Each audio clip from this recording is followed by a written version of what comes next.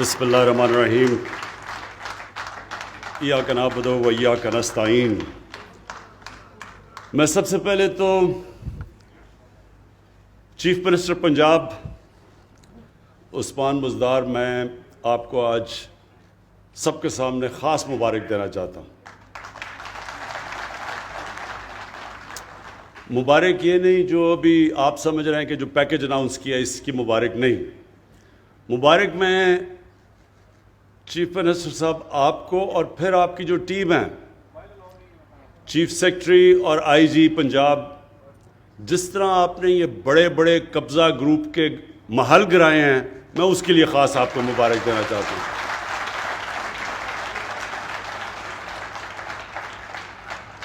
یہ جو قبضہ گروپ، جو یہ لعنت ہے قبضہ گروپس کی، غریبوں کی زمینیں قبضہ کرنا، سب سے بچارے جو ہمارے محنت کش بیرون ملک پاکستانی، وہ محنت کر کے بچارے اپنے پیسے جوڑ کے آ کے زمین خریدتے ہیں گھر بنانے کے لیے، اس کے اوپر قبضہ ہو جاتا ہے اور پھر بے بس ہوتے ہیں لوگ ان طاقتور لوگوں کے سامنے۔ تو جس طرح میں نے بڑا محل گرتے دیکھا، سب سے بڑا لاہور کا قبضہ گروپ جس کی پشت پہ پچھلا وزیر اعظم اور اس کی فیملی کھڑی تھی، جو ان کے ہوتے ہوئے زمین قبضہ ہو رہی تھی، بلکہ انہوں نے اس کو تحفظ دیا۔ یعنی قبضہ گروپ کو کون بچا رہا تھا؟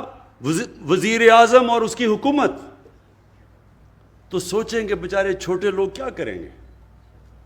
تو یہ جو لوگ کہتے ہیں نا تبدیلی کیا ہے، یہ ہے تبدیلی۔ جب یہ بڑے بڑے ڈاکوؤں کے اوپر ہاتھ پڑے گا، یہ ہے تبدیلی۔ کبھی کوئی ملک آج تک تبدیل نہیں ہوا، یہ سن لے میری بات۔ کبھی کسی ملک نے ترقی نہیں کی جدھر قانون کی بالادستی نہیں ہوئی۔ جو بھی دنیا میں ملک آگے بڑھا ہے، ابھی بھی جو بھی دنیا میں خوشحال ملک ہیں، دنیا کا نقشہ دیکھ لیں، ایک ایک ملک میں جو ایک چیز خوشحالی کی ایک سب سے بڑی وجہ ہوگی، وہاں قانون کی بالادستی ہے۔ کوئی قانون کے اوپر نہیں۔ کوئی بڑا ڈاکو یہ نہیں کہہ سکتا کہ جناب میں تمہاری گورنمنٹ گرا دوں گا جب تک مجھے NRO نہیں دو۔ وہاں قانون، اور جب قانون کی بالادستی ہوتی ہے وہی قوم اوپر چلتی ہے۔ ہماری مدینہ کی ریاست میں نبی صلی اللہ علیہ وسلم نے کیا کیا تھا؟ انصاف قائم کیا تھا۔ انصاف بنیاد ہوتی ہے خوشحالی کی۔ تو چیف منسٹر صاحب، میں نے تو یہ خاص کہنا تھا کہ لوگ سمجھتے ہیں کہ جی دیکھیں بڑا شرمیلا سا چیف منسٹر ہے، کوئی زیادہ تقریریں نہیں کرتا، شہباز شریف کی طرح اربوں روپے اپنے اشتہاروں پہ اپنے اوپر نہیں خرچ کرتا، بڑے 40 گاڑیوں کے کانوائے میں نہیں پھرتا۔ لیکن یہ اصل کام ہے کرنے کا۔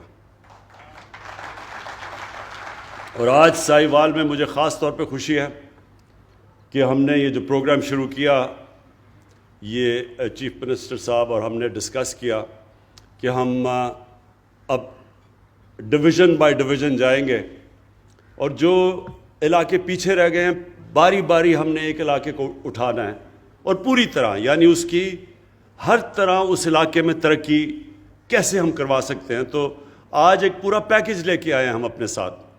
چیف منسٹر صاحب نے اپنا پیکج دیا ہے، اور اس میں بڑی زبردست چیزیں جو پہلی دفعہ ساہیوال میں ہوئی۔ دیکھیں، عام آدمی، سب سے زیادہ عام آدمی کی ضروریات کیا ہوتی ہیں؟ سب سے امپورٹنٹ چیز ہے عام آدمی کو کہ اگر اس کے گھر میں بیماری ہو اور اس کے پاس پیسہ نہ ہو تو وہ ہسپتال میں جا کے اپنا علاج کروا سکے۔ جو صحیح طرح مجھے لگتا ہے سمجھ نہیں آئی، کیونکہ میں نے اتنی اس چھوٹے سے گروپ میں تالی بجتے نہیں دیکھا۔ ابھی میں بتاؤں کہ کس چیز پہ بجنی چاہیے تھی۔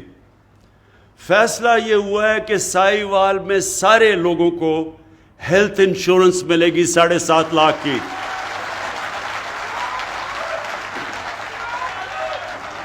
اور اس کا مطلب کہ کسی بھی بیچارہ غریب مزدور جس کو سارا وقت مشکل پڑی ہوتی ہے کہ میں اپنے گھر میں جا کے تو میں اپنے بیوی بچوں کا پیٹ پال سکوں، اور جب اس کے گھر میں بیماری ہوتی ہے اور پھر وہ سوچتا ہے کہ میں اب اپنے گھر میں بچوں کو کھانا کھلاؤں یا میں جا کے علاج کرواؤں، یہ میں آپ کو یقین دلا رہا ہوں کہ یہ جب کسی بھی گھر میں یہ جب مسئلہ آتا ہے وہ گھر اپنا سب سے مشکل وقت سے گزرتا ہے۔ دنیا کی ریسرچ شو کرتی ہے کہ جو گھرانے غربت کی لکیر سے اوپر بھی ہوتے ہیں، بیماری کی وجہ سے وہ غربت کی لکیر کے نیچے چلے جاتے ہیں۔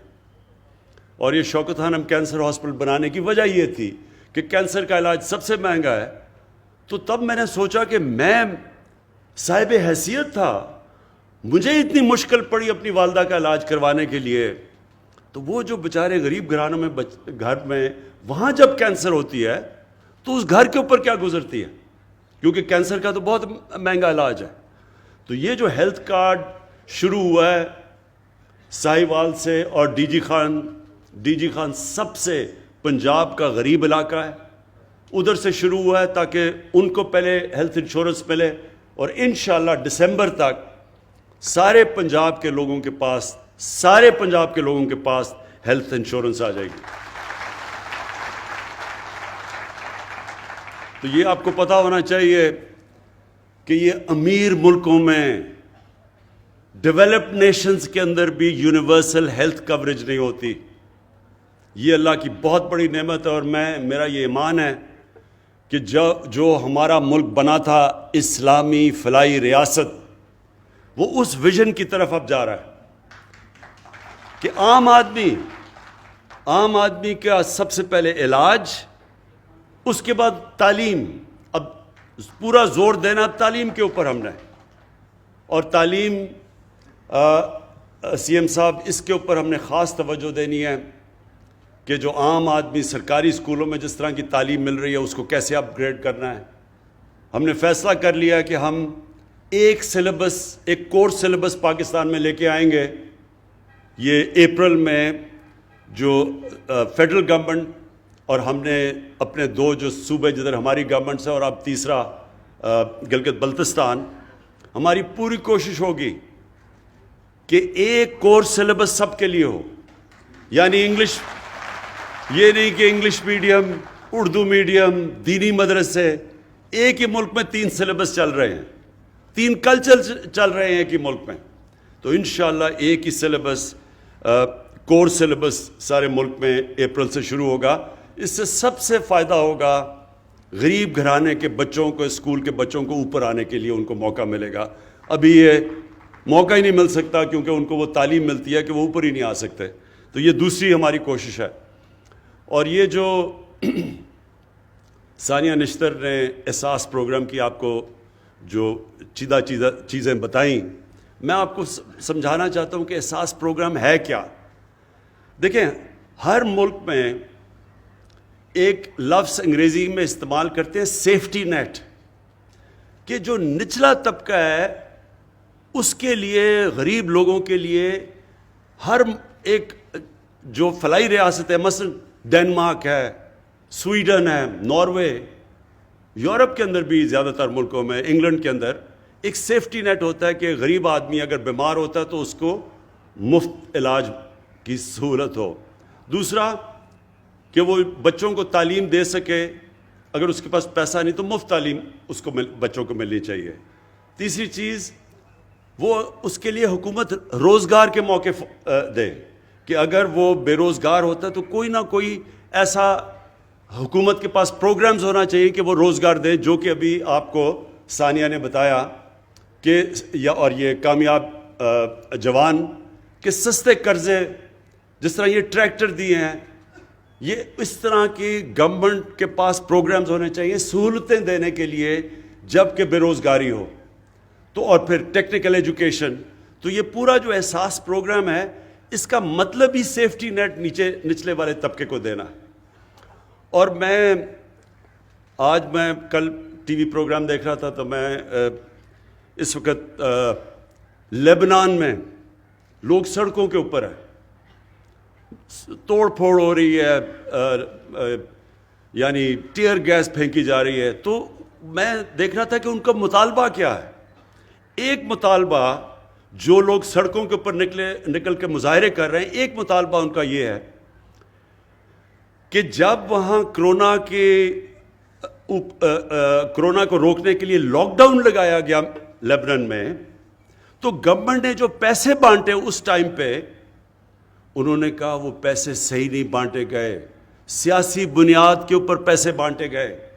اور وہ لوگ احتجاج کر رہے ہیں کہ منصفانہ اور شفافیت سے وہ پیسہ نہیں بانٹا گیا، اس لیے وہ سڑکوں پہ ہیں.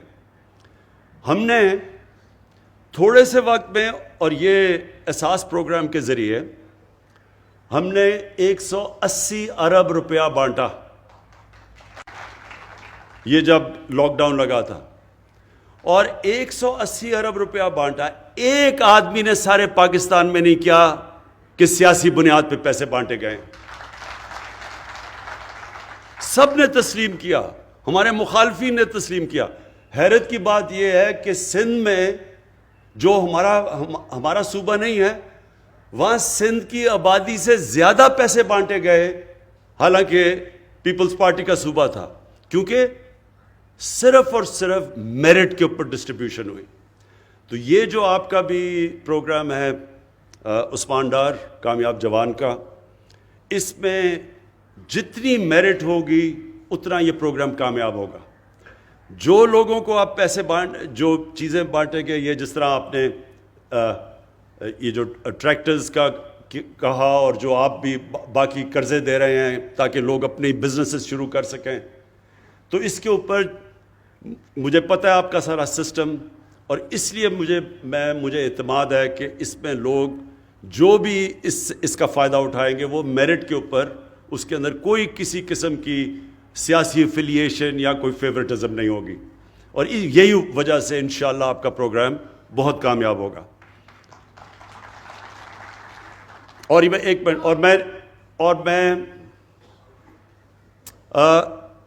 جو امین اسلم جو آپ نے ابھی کیا، ایک بات کر لو بات.